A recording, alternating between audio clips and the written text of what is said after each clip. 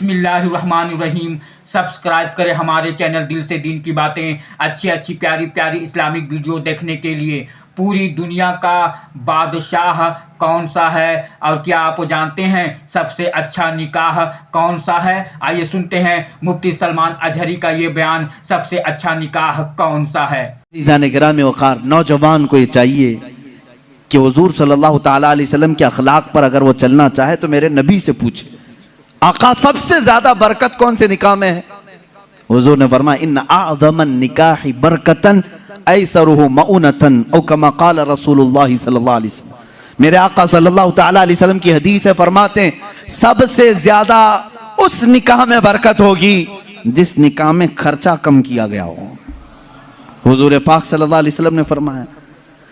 अब इसका मतलब कंजूसी नहीं, बखालत नहीं, जिसकी जितनी हैसियत है उस एतबार से करे, अपनी हैसियत से ज्यादा टांग में ना फैलाए, और अल्लाह ताला ने नेमतें दी है तो बखालत भी ना करे, गुरबा और मसाकीन को खूब खिलाए। इसलिए कि अल्लाह के नबी सल्लल्लाहु ताला अलैहि वसल्लम के तकरीबन 11 निकाह, उसमें सब अलग अलग किस्म के हुए हैं। जब हजरत खदीजा से निकाह हुआ था, हुजूर की उम्र 25 साल की थी और आप तिजारत कर रहे थे और तिजारत का माल था। आप सल्लल्लाहु ताला अलैहि वसल्लम ने जो निकाह फरमाया उसमें लोगों की दावत भी हुई। एक निकाह हुआ हजरत सौदा रज़ियल्लाहु ताला अन्हा से, वो उस निकाह में सिर्फ खजूरें बांटी गई और कुछ भी नहीं। फिर हुजूर सल्लल्लाहु ताला अलैहि वसल्लम ने हजरत ज़ैनब से निकाह किया, हजरत मैमुना से निकाह किया, उसमें तो बकरा ज़बह करके वलीमा किया हुजूर पाक ने, और उतनी बड़ी दावत किसी और में नहीं। क्यों? ये मैं हालात बता रहा हूं। जब तुम्हारे पास माल था या माल आया है उस एतबार से तुम्हें करने की इजाजत है, और जब ना हो तो कर्जा लेकर के दिखावा करने की इजाजत शरीयत ने नहीं दी है। शादियों के लिए इस तरह से लोग मकरूज हो जाते हैं। कई लोग ऐसे हैं जो अपनी पता नहीं अजीज अजीज चीजें उठाकर बेचते हैं, नहीं सिर्फ 4 लोगों में मुझे मुंह दिखाना रहता है, मुंह दिखाना रहता है, निकाह करना है बेटी का, निकाह करना है फलां का। और आज के मुआशरे से मैं नौजवानों से कहूँगा, मेरे सुनने वाले जितने नौजवान हैं, अगर नबी से मोहब्बत करते हो इस मिलाद में एक अज़म कर लो, एक अहद कर लो, हम में से जिसका निकाह होगा, हम जिससे निकाह कर रहे हैं, हम ससुर के लिए बला बन के नहीं उतरेंगे। हाँ, आज बहुत सारे दामाद बला बन चुके हैं, बला हैं, वो वबा हैं, इसलिए कि बेटी एक बार दिया है और ये बीमारी जिंदगी भर की लगा लिया है। हाँ, कई लोग हैं ऐसे, कड़वी जरूर है मेरी बात, जिसने अपनी बेटी दिया है और वो पीछे लग गया है। कल ही एक खातून मेरे पास आई, शादी होकर के उसके 9 साल हुए हैं, बच्चे भी हैं। वो रोती हुई आई, कह रही है कि मेरी माँ, उसकी माँ बेवा है, उसके बाप का इंतकाल हो चुका था बरसों पहले, और बरसों पहले मेरे बाप की जो प्रॉपर्टी थी खानदानी, वो मेरी बेवा माँ को मिली है, वो कुछ लाख रुपए आ गए हैं। और जैसे ही मेरे घर में मालूम हुआ है, शौहर ने मुझे बाहर निकाल के घर भेजा है, जा तेरी अम्मा को जो प्रॉपर्टी में मिला है उसमें से 2 लाख मांग के लेके आ। मुआज़ल्लाह, भिखारियों से क्यों शादी करते हो? इस तरह के लोग जो अपनी औरत पर अपना महल सजाना चाहते हैं, उनकी हैसियत बहुत जलील है, बहुत जलील। मैं आपको बताऊं, तुम बर्बाद होना चाहते हो, जिसकी ख्वाहिश है वो मुझसे पूछ ले, मैं बता दूंगा। तौबा अस्तगफिरुल्लाह, कोई नहीं चाहेगा। हर कोई बरकत का रास्ता हमसे पूछता है, लेकिन ये रास्ता भी मैं बता देता हूं। जो अपना बिजनेस और अपनी बरकत सब बर्बाद करना चाहता है, उसके लिए बाज़ बुजुर्गों ने फरमाया, अल्लाहु अकबर, बिल्कुल सही फरमाया आपने। जबरदस्ती उसका माल लेकर के बिजनेस में लगाया हो, वहीं से शुरुआत हो जाएगी नहुसत की। उसके दिल को तोड़कर जो माल ले जाकर के लगाओगे तो फिर वहां से, हाँ, बखुशी देना और बात है, पसंदीदगी के साथ देना और बात है। बहुत सारे लोग शादियों के बाद अपनी बीवियों पर दबाव डाल करके उनका सारा जेवर उठाकर ले जाकर रख देते हैं और उस पर तिजारत करने की कोशिश करते हैं। कहां की बरकत?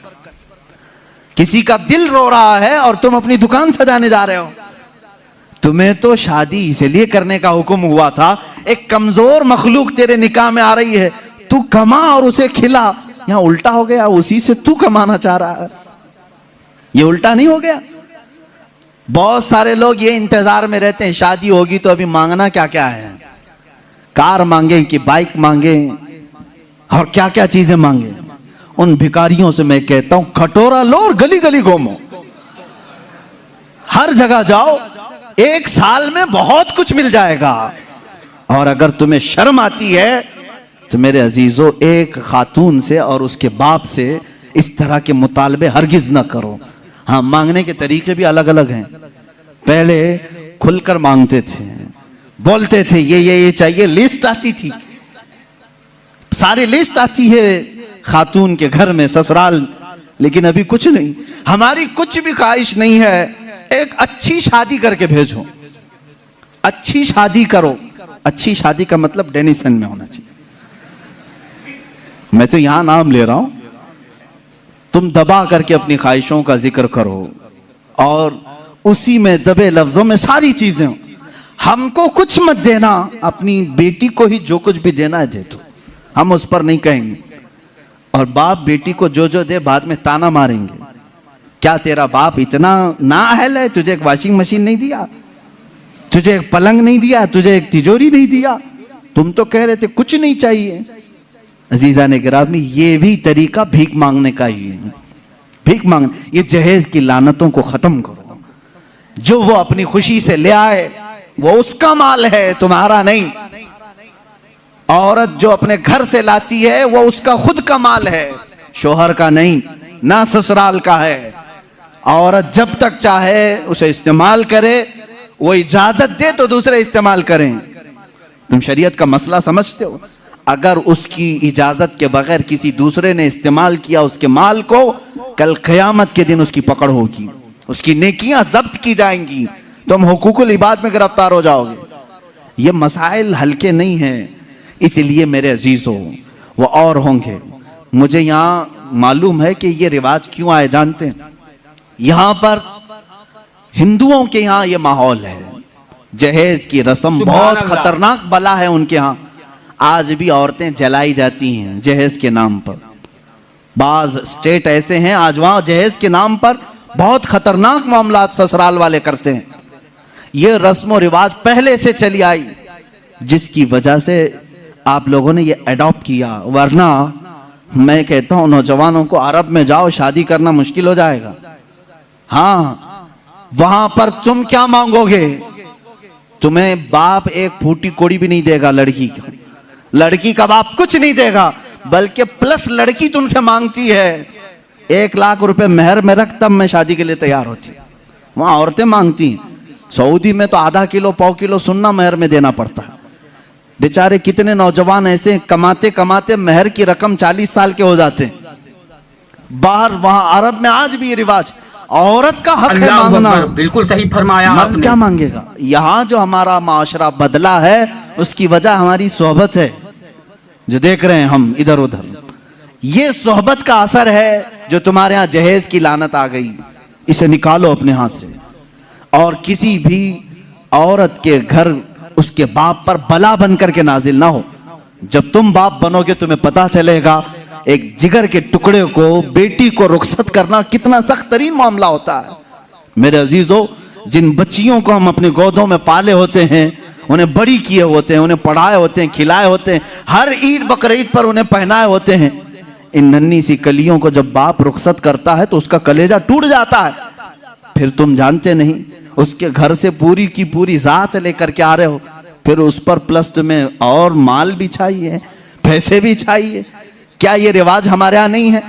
रस्म करो तो लड़की के घर में, शादी करो तो लड़की के घर में।